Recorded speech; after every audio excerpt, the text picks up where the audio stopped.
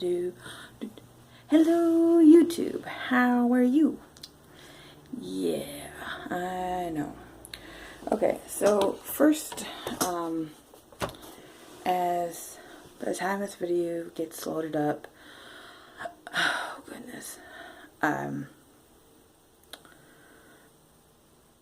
you guys will all know that President Trump, did a executive order to ban Muslims. Now, we're going to talk about it, and like, I looked up a bunch of sources. Of course, those will be in the description. You guys can look them up. And I encourage you to look them up. I mean, you know, there is such a big problem with fake information, fake news, fake whatever, coming through the internet and whatever, TV. And fake news has been a problem for years, ever since there was news. So, and that's not really anything new.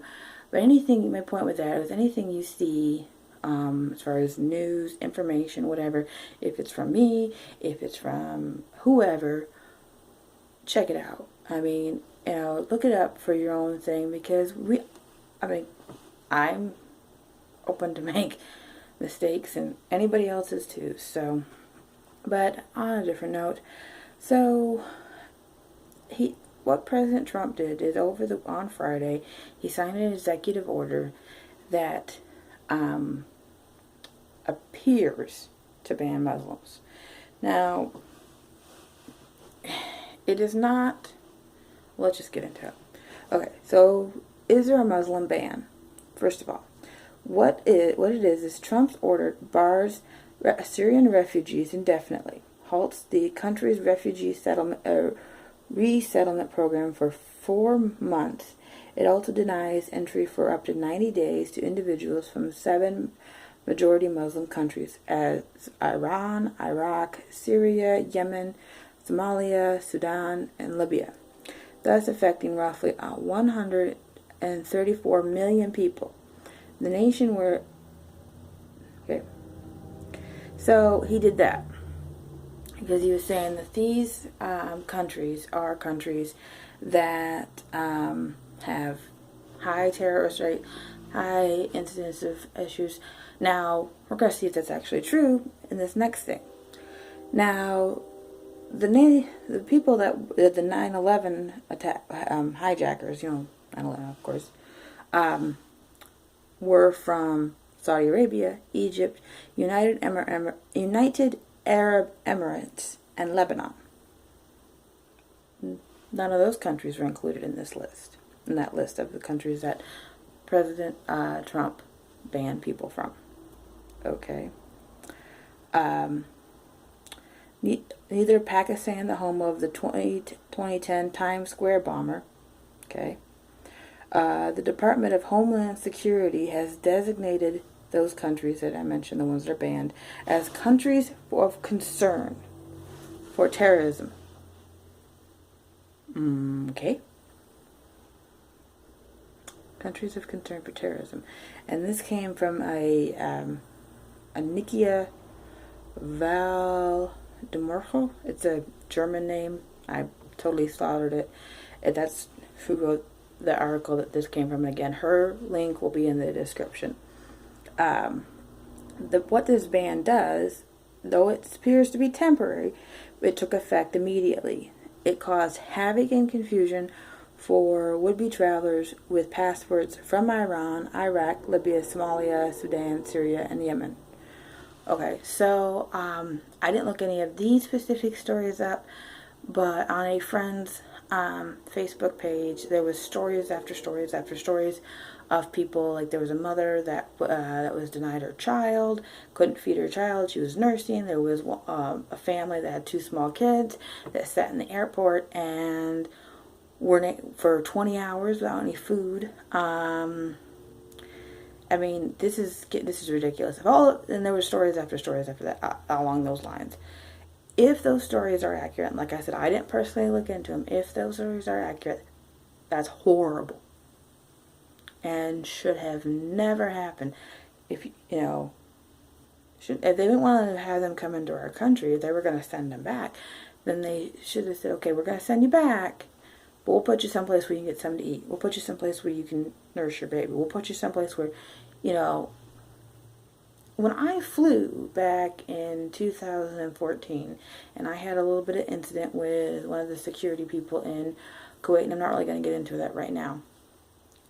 When I actually had to go through customs, I had to go through a special part of customs because of what happened in Kuwait. They didn't detain me for a crazy amount of hours. They just said, and I understand I'm not Muslim, I'm white, I'm this, that, that had a big part to do with it. They didn't detain me. They just put me over there. They said, okay, well, we got to go through your things. We got to ask you some questions. You got to go over there and be patted down, all this business. And I said, okay. It's ridiculous. Why would they do that? That's just all right. Gotta focus. United. So, like I said, it affected all those people from all those different countries. The United Nations Refugee Agency, the International Organization for Migration, called on the Trump administration to continue offering asylum to people fleeing from war and persecution, saying its resettlement program was vital. And I quote, "The needs of refugees and migrants worldwide have never been greater, and the U.S. resettlement program is one of the most important in the world." So this was from two Geneva-based agencies, and they put this in a statement on a rejoining on Saturday. This thing came from Al Jazeera. So, I mean, take it as it will. Take it as you will.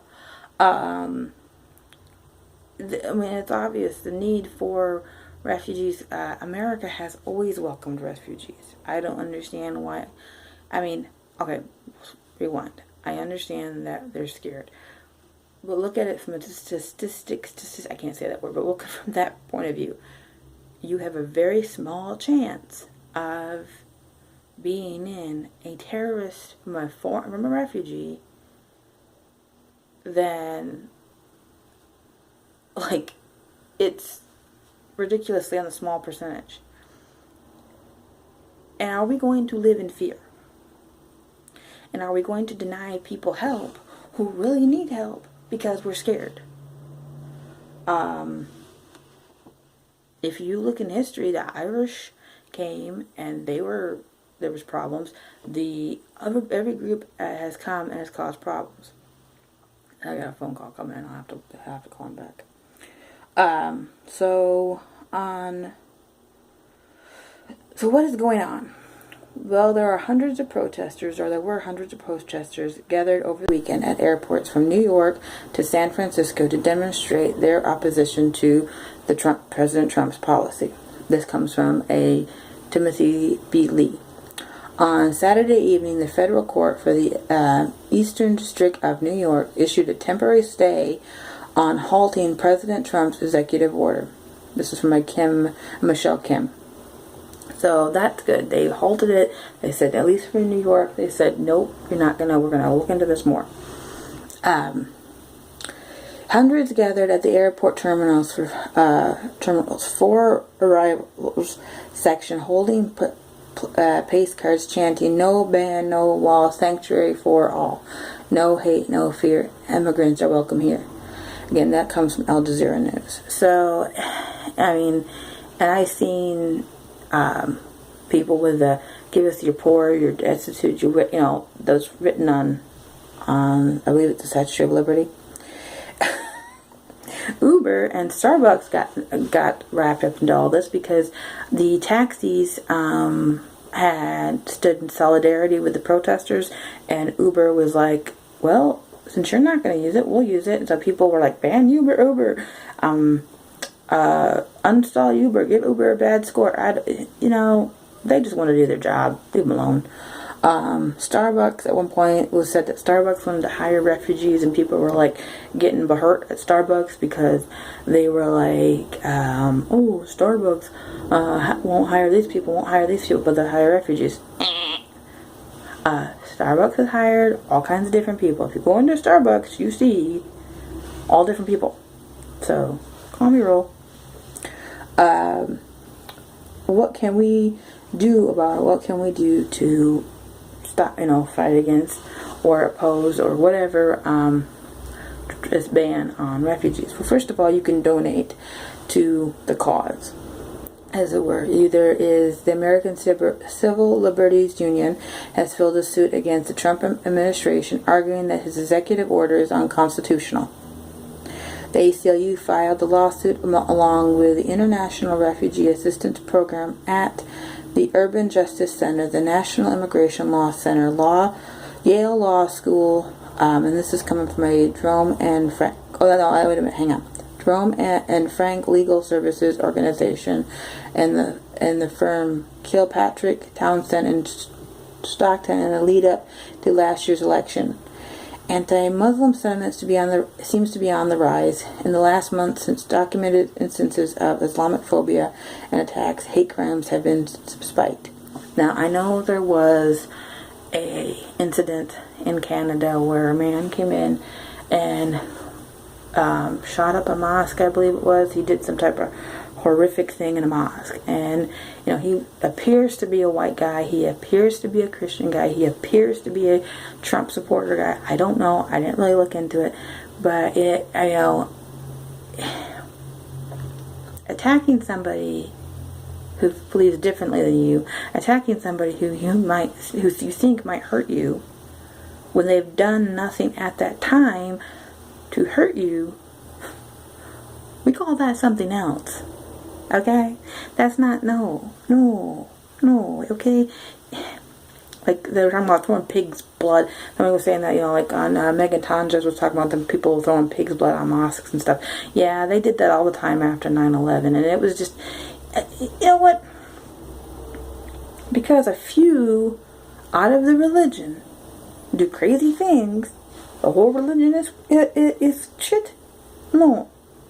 No, I'm Christian. There's people that have claimed to be Christian throughout the years who have done horrific things. Does that mean all Christians or nuts? No. So the same goes for Muslims, Hindus, Buddhists, whichever they believe. The same goes for that. Okay, and so you can donate to that on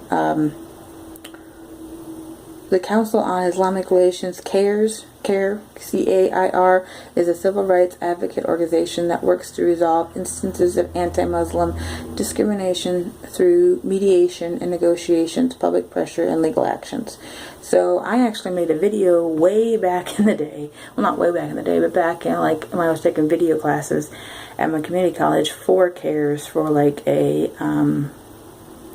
contest, and they are about wanting unity. I know there's some different opinions on what CARES really is and what CARES really does, but from what I saw, they are about wanting to just help Muslims specifically. Like I have a Christian Legal Association. Like if I get in trouble for doing something related to my faith, they will represent me. So it's kind of the same thing. You can donate to there on Twitter. A musician named Grims is offering to match donations to CARES up to $10,000. So you can also join a protest. Now, side note with joining a protest: if you're going to join a protest, do it civilly, do it properly. Don't destroy anything. Don't hurt anybody. If you want to stand out there and say what was it? No hate, no fear. Immigrants are welcome here. If you want to stand out there and chant that, go ahead. Just follow whatever guidelines are set for you to protest. Obey the law. Be proper. Like as my mother says, you do the right thing, even though somebody else doesn't. Even because you do the right thing, even. I messed up what she says, but anyways, you do the right thing even though somebody else may not. Okay. There are You can join a protest, like I said. As news of the changes facing the detained travelers emerge, protests have been showing up at affected airports with a simple message: this is not who we are, which I agree. Think Process has been running a list of upcoming protests against the ban, so you can go on. There'll be a link in there. You can go to Think Process, and they'll be showing where protests are. I'm personally not going to protest because I can't really get anywhere to protest, and my legs would not hold up because I can't really stand for more than 20 minutes without being in a ridiculous amount of pain. But I'm doing this, so again, you can speak up. No matter who we voted for in November, we are all part of the same country.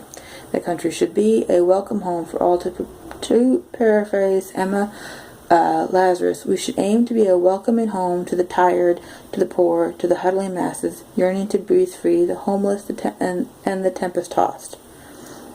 That's America.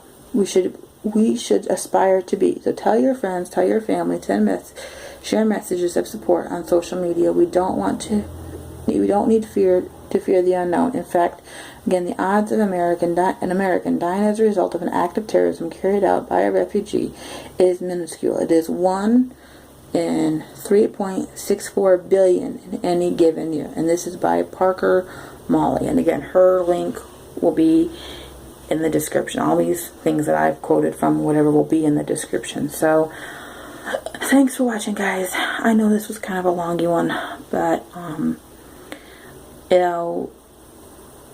we knew Trump was going to do some of this stuff. We knew Trump was going to,